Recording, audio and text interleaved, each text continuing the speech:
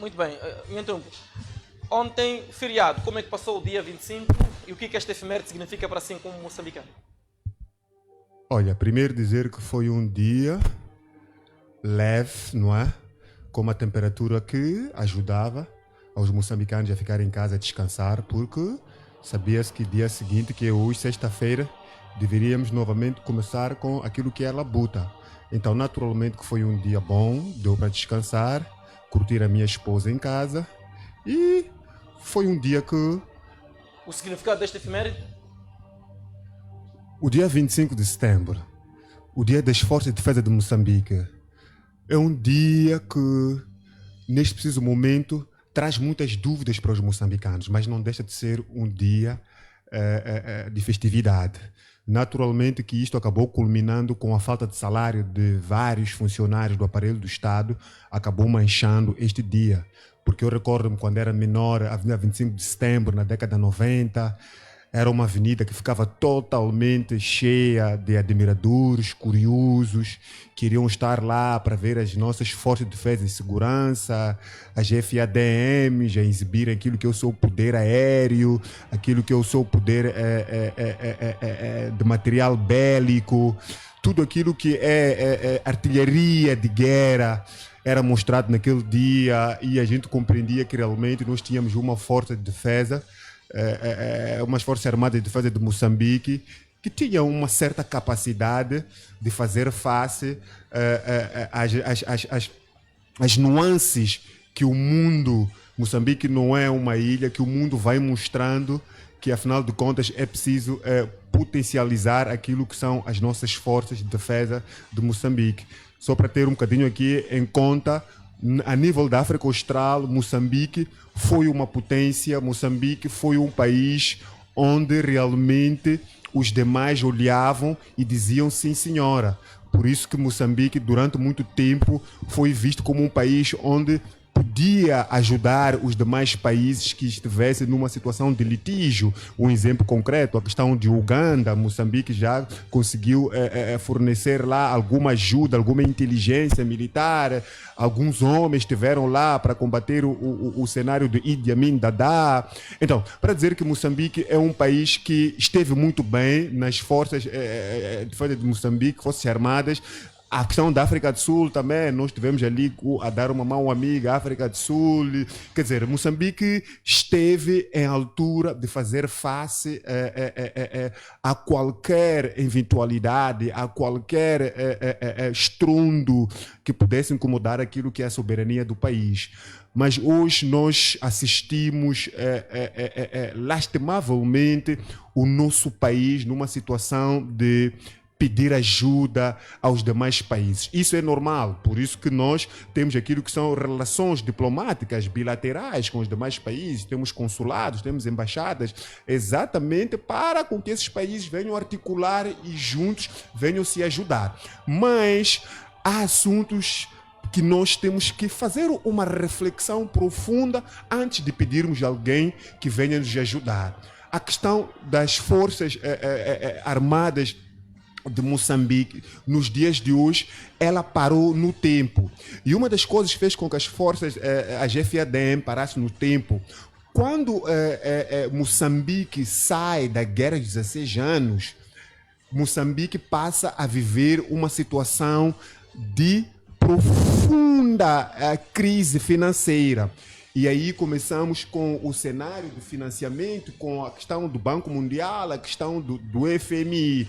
Mas estes indivíduos, quando financiam aquilo que é reestruturação, aquilo que é voltar a reconstruir Moçambique, eles colocaram ali aquilo que são as suas regras. Uma das regras do Banco Mundial, do FMI, era que nós não usássemos aquilo que é aquilo que é o dinheiro do empréstimo para investir nas FADM, nas Forças Armadas de Moçambique.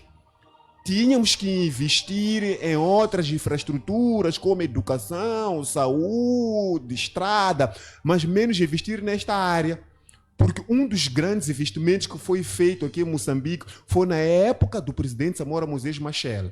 Após Samora Moses Machel perder a vida, Moçambique parou no tempo.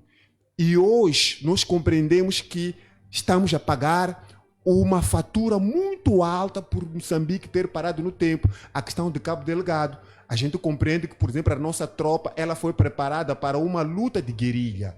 E em Cabo Delgado, nós não imaginávamos que um dia pudéssemos ter um sistema de terrorismo. O terrorismo é guerrilha também, mas é uma guerrilha meio diferenciado, porque eles têm aquele sistema de se espalhar onde eles se encontram. Vão para lugares onde tem um certo nível de pessoas, nas paragens, nas igrejas, em lugares onde existem aglomerados, eles vão para lá e semeiam pânicos e criam terrorismo. Por isso que o próprio nome já diz, terrorismo. A ideia do terrorismo é exatamente não somente oprimir e decapitar quem está ali próximo, mas a ideia é levar uma mensagem para quem está em frente dos destinos deste país. Porque quando a gente tira órgãos a um indivíduo, a gente tira a cabeça a um indivíduo, esta é uma mensagem que se leva ao governo do dia para que o governo do dia perceba que está a lidar com um assunto bastante sério. Então, para dizer que é importante que Moçambique olhe para este assunto, não somente do ponto de vista de terrorismo em Cabo Delgado, mas também do ponto de vista de voltar a reequipar aquilo que são as nossas forças de defesa de Moçambique. Por quê? Porque nos dias de hoje está claro que não se pode olhar para aquilo que é o produto interno bruto do país e se esquecer de capitalizar aquilo que é as nossas forças, porque o mundo vai mostrando que as coisas não podem ser vistas no ânimo leve do ponto de vista de insurgência. E não obstante, Moçambique, por saber que é um país que tem esses todos recursos minerais e recursos marinhos, já era a hora de perceber que isto desperta aquilo que é o interesse dos demais players a nível mundial. E hoje nós compreendemos que existem indivíduos que se fixaram na província de Cabo Delgado exatamente para semear terror. Mas a questão da província de Cabo Delgado é uma questão que traz aqui vários fatores conjugados. Hoje aparece o Gabinete de Informação Financeira de Moçambique a dizer que de 2017 a 2024 foram mais de 400 milhões de meticais que foram financiados a este grupo terrorista. Agora, aqui são vários fatores que devem ser levantados. Onde é que estava a secreta de Moçambique, que é o CISI? Porque o CISI é a secreta de Moçambique que tem a grande responsabilidade de fazer aquilo que é o seu mapeamento, rastrear todos aqueles que, para nós, não temos uma capacidade, um cidadão normal, uma qualquer outra força em Moçambique não tem esta capacidade de compreender o que é que está a acontecer nas nossas fronteiras, seja fronteira terrestre, seja fronteira marítima, o que é que está a acontecer na nossa costa, o que é que está a acontecer nas nossas fronteiras. Então, se o CISI permitiu durante este período, olhando para aquilo que é a sua missão e não tomou conta da sua missão, que é exatamente procurar entender o que é que está a acontecer em termos de entrada e saída neste país, aqui claramente nós conseguimos compreender que estamos com uma secreta que tem muito trabalho por se fazer. Porque falar da secreta é falar de inteligência, e falar de inteligência é falar do coração do país. Quer dizer, nós aqui temos uma vulnerabilidade neste país em vários cantos de entrada e saída, e isto criou aquilo que é uma leveza, uma fragilidade para com que qualquer nacionalidade entrasse neste país. E um dos fenômenos que estes terroristas eles usam é a questão do branqueamento de capital. Eles usavam homens, moeda eletrônica, desculpa a publicidade de Clemente Carlos, os ditos M-Pesa. Eles usam usam os bancos, eles usam pequenos negócios na vila, eles usam pequenos condutores de venda de alimentos não perecíveis, eles usam o próprio banco, eles usam infraestruturas aqui na cidade de Maputo, até parques de automóveis, não é? Alegando que tem uma visão de fazer crescer a economia de Moçambique, mas isto não consubstancia-se com a verdade. Por quê? Porque a intenção deles é financiar o terrorismo. Mas este terrorismo, ele não tem a capacidade de fluir durante este período de tempo sem que haja aqui aquilo que é a cumplicidade.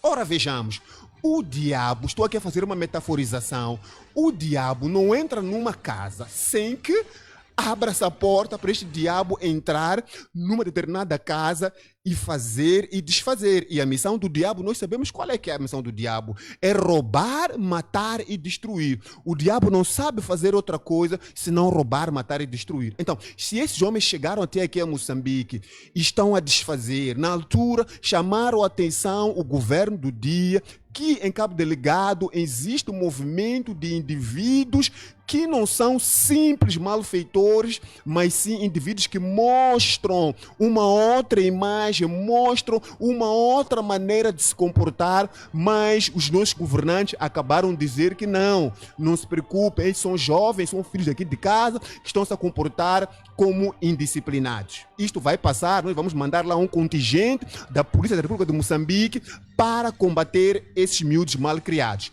Mas hoje compreendemos que não era um assunto pequeno, era uma cobrinha que se tornou uma senhora cobra e hoje nós temos que pedir ajuda à SADC, temos que recorrer à Ruanda. Ruanda, que é um país pequeno, mas porque Ruanda tem, para aquele que achou que poderia levar Ruanda, tem uma capacidade de erradicar aquilo que é o terrorismo em Cabo Delgado. Mas Ruanda já está há mais de 4 anos em Cabo Delgado.